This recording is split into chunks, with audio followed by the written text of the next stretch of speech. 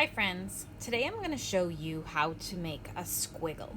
A squiggle is exactly what it sounds like. It's a squiggly line, and your job is going to be to use a pencil and some coloring tools to turn that squiggly line into a fantastic work of art.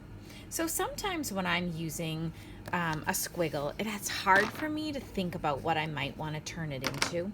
So what I usually do is I do a little bit of brainstorming first, and I think about 3 different things that I could turn this line into, and then I pick the one that I think is easiest for me to draw, because sometimes I have a great idea, but I have no idea how to draw it. So when I look at this squiggle, I think of 3 things. The first thing that I thought of was the Loch Ness Monster. The Loch Ness Monster is some kind of creature that people claim they see in Scotland. He looks kind of like a dinosaur, and this part right here makes me think of a dinosaur's long curving neck. And he lives in the water, so I was thinking maybe I could turn the squiggle into a long curving neck, and then I could draw some waves underneath, and maybe this part could be the bump of his back, and I could turn this into a tail. I also think this looks like the bottom of a cloud, and I was thinking that I could turn the top into a bumpy cloud, and then I could draw maybe some raindrops, maybe it's a rainy day, maybe some other clouds over here and a sun trying to peek through. And then the last thing that I thought this looked like was a worm. Then I thought it would be pretty easy for me to turn this into a worm. I could just add a curving head and then kind of trace along the bottom to give myself a worm shape. And then I could add some nice details in the background, maybe a driveway or some grass. Maybe he's trying to escape the hot driveway and get to the cool grass. And so I'm going to start with my pencil, because if I make a mistake, I can erase. And I'm going to turn this into a worm. So I'm going to give myself a curving head and a nice curvy worm body. Whoop. And I'm going to end it over here with a loop. And then to make everybody know where his head is, I'm going to draw an eyeball and a smile. And then I think I'm going to draw the driveway that he's coming off of over here. And then I'm going to make this part over here green grass. And I think I might even draw a book over here, because maybe he's a bookworm and he's headed this way because he wants to find out what comes next in the twits.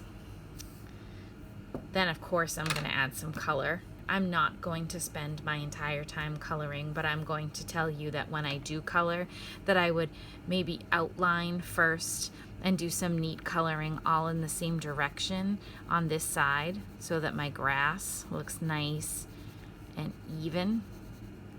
I would make my worm maybe like a peachy browny color, some peach. Sometimes they look a little bit brown. I'll add some brown till I get, yeah, that's like a good worm color. And I'd color in the whole worm. And then when I'm all done, my job is going to write some sentences that go along with my picture. This is when my whole picture is colored. So I'm going to write about my worm who escaped from the hot driveway. This part over here is going to be my hot driveway, and I think I might even draw some lines that show you that it's pretty steamy over here. So I'm going to give him a name. I'm going to call him Mr. Worm. Mr. Worm escaped the hot driveway. Driveway. Period. A new sentence. So I need a capital. He is a bookworm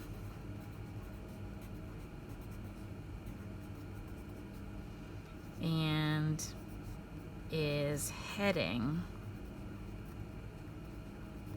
to a juicy chapter. Now I'm going to write about a smile for my last sentence.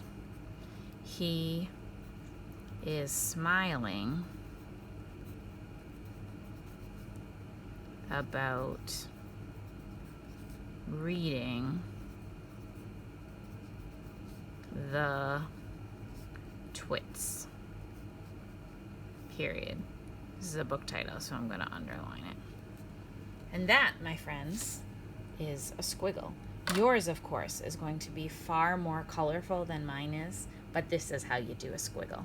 Can't wait to see what you come up with.